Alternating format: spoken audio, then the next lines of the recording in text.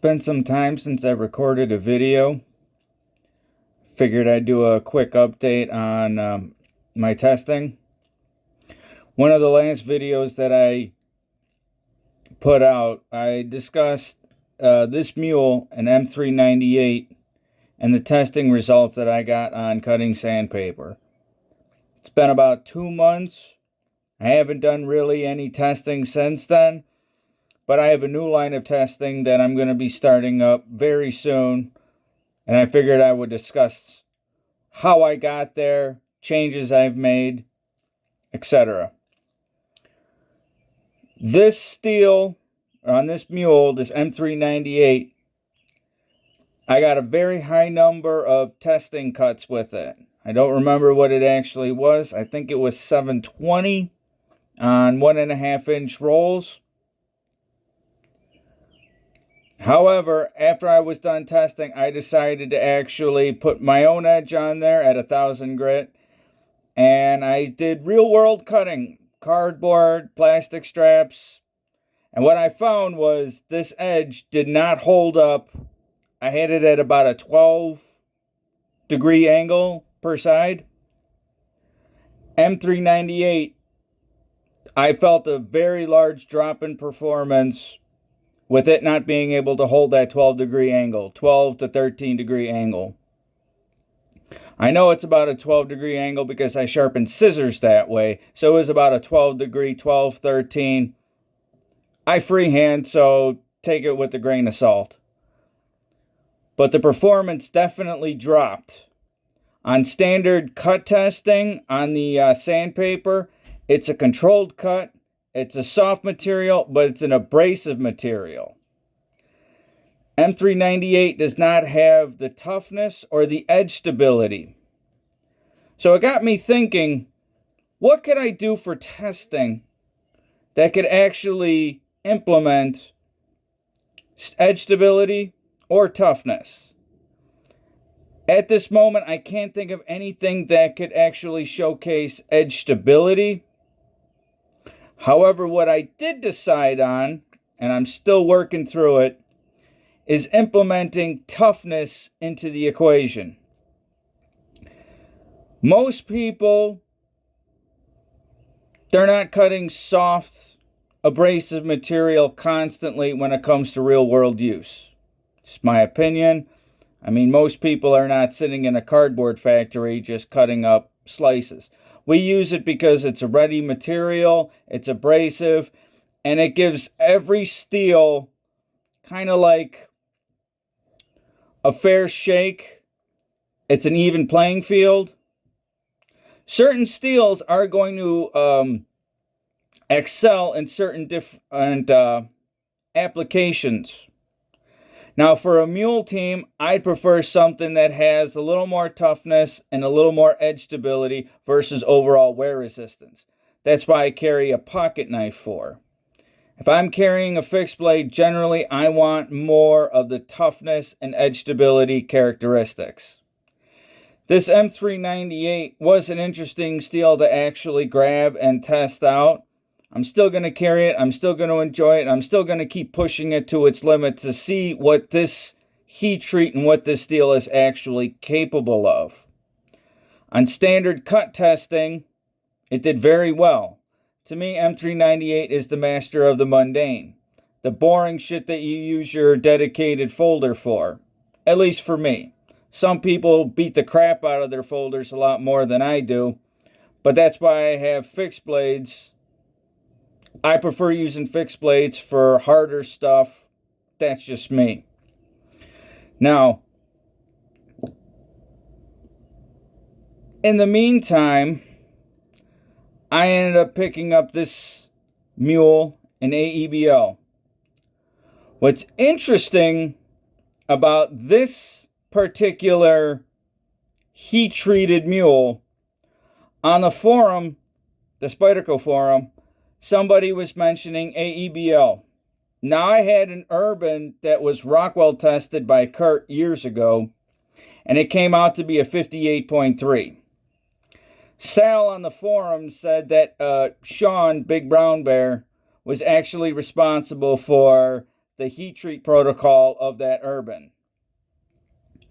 which I knew was not true because Sean, he likes to Viagra the living shit out of any steel he produces. 58.3, he ain't gonna give out no Limp Biscuit shit. I sent him my Urban to check out.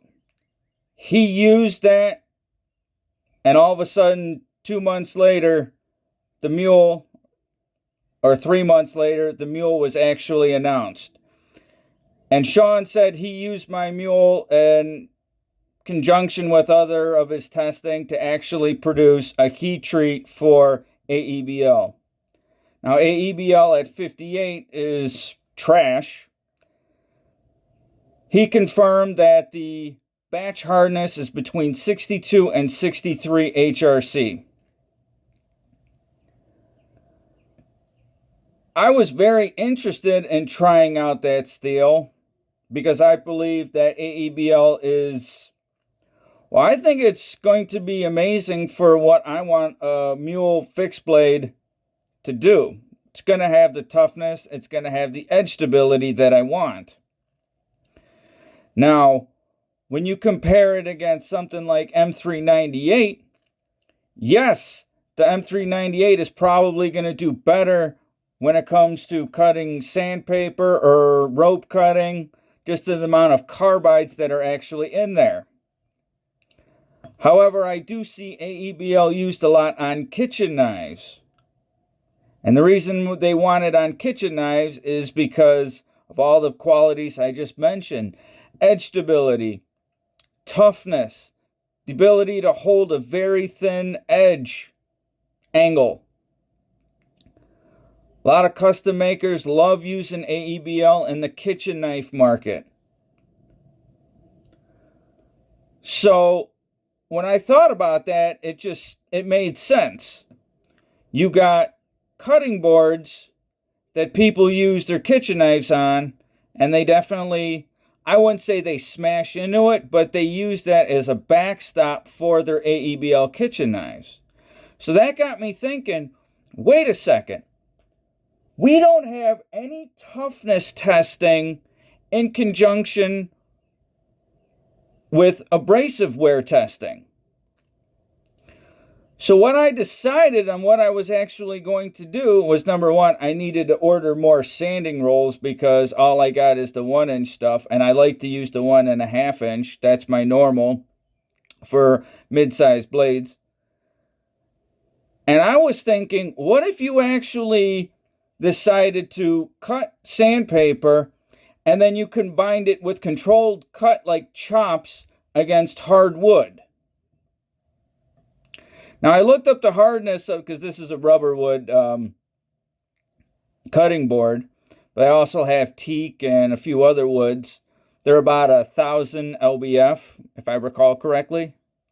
Now, what I was thinking was doing like 20 cuts on sandpaper and then doing like 4 dedicated strikes on some hardwood, maybe a dowel rod, maybe southwestern pine, something like that, because something like that M398 is going to excel at abrasive wear, but when you combine it with impacts, maybe we could actually start seeing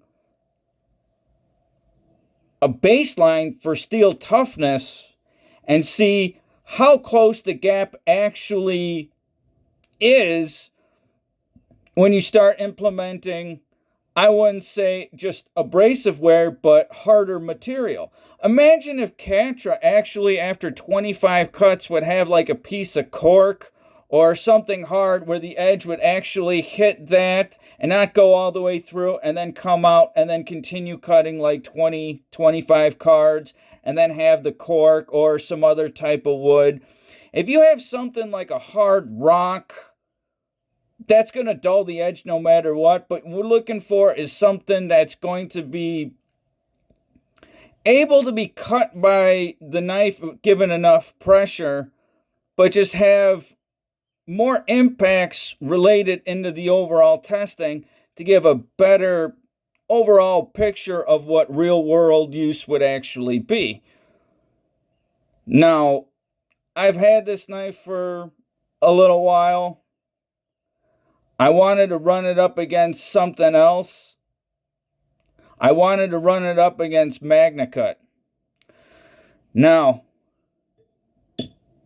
I was fortunate to actually make it to Blade Show this year. A lot of hoops and hurdles that I actually had to overcome to actually get there, but I did. Now, this is a Bradford Guardian 3.5.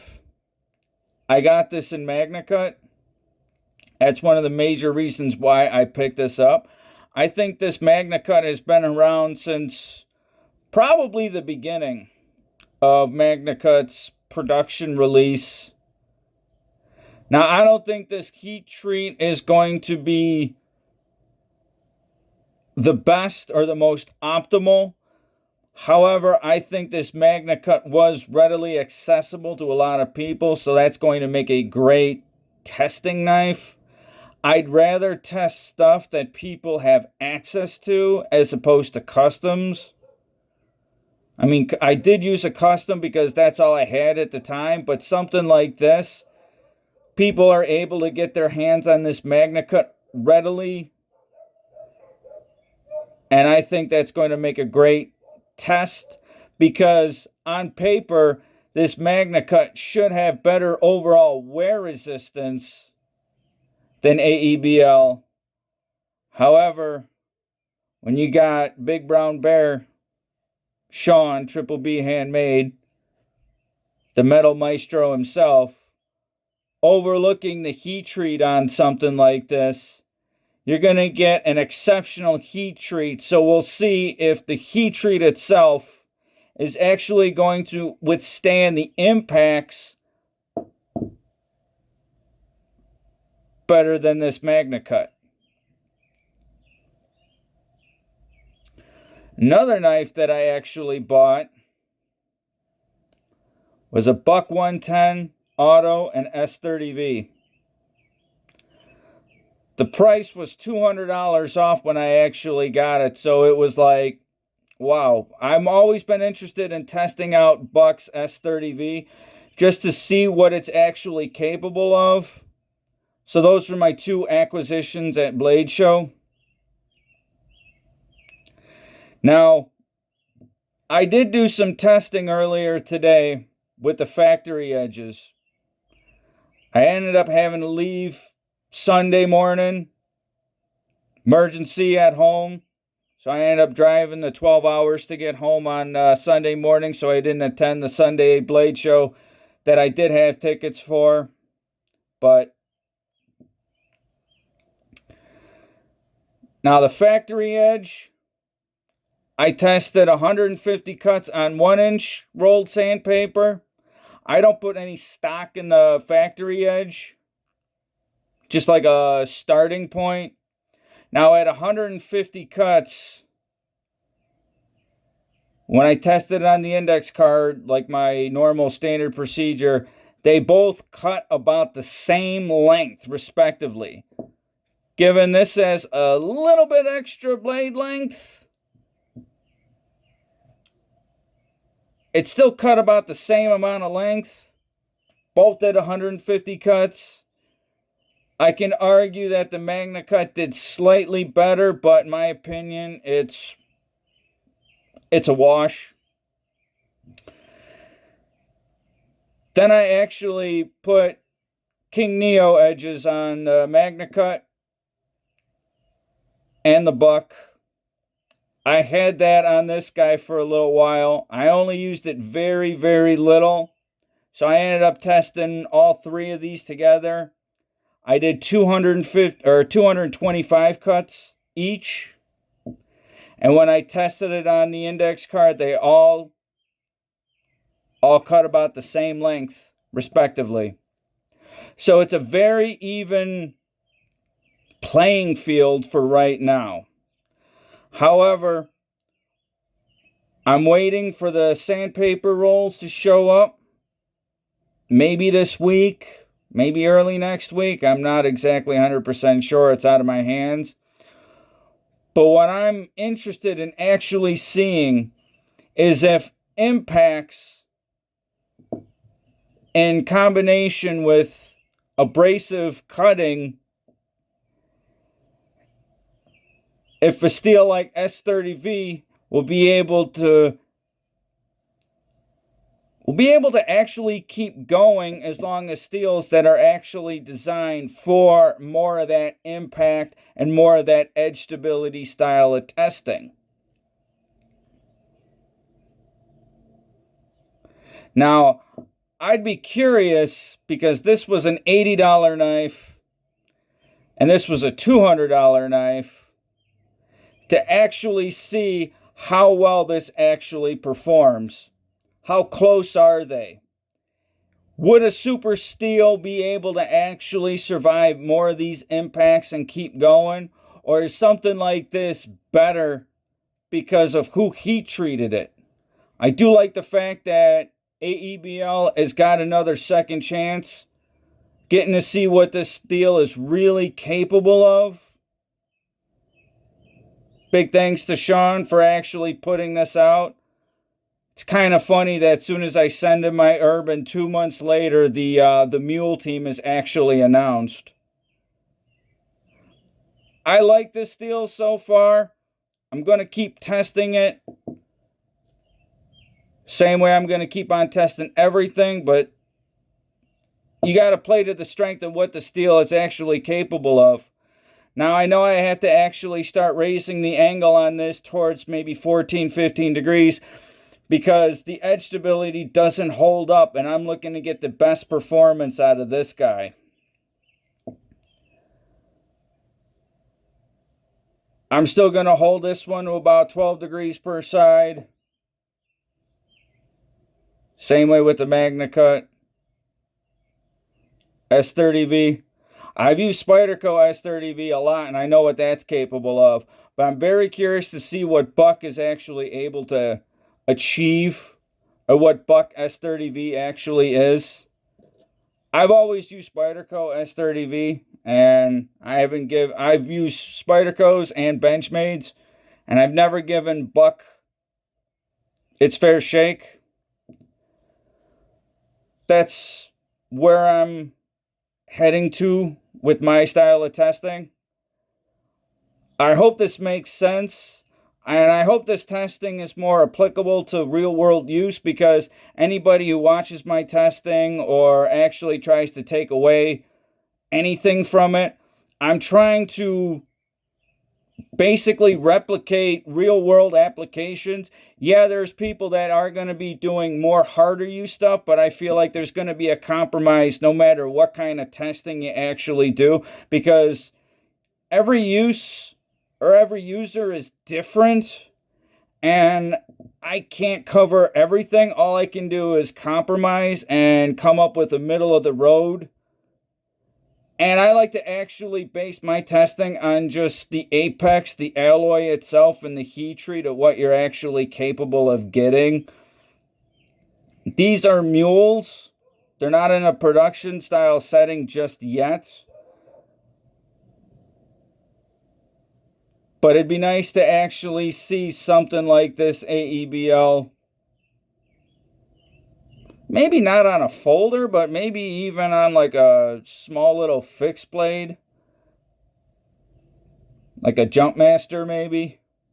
But that's what I've been up to. I know it's been about, 2 months since I actually posted anything. But, yeah, that's what's going on. I'm still waiting for them to show up. I might swing these against the dowel rod, or I might find some 2x4 wood. I'm going to have to double check it, and I'm figuring maybe 3 or 4 strikes in different areas. That way each part of the edge has to take certain blunting, I guess. I don't know, we'll see what actually happens. Could be something, could be nothing. I don't know. You don't know till you find out.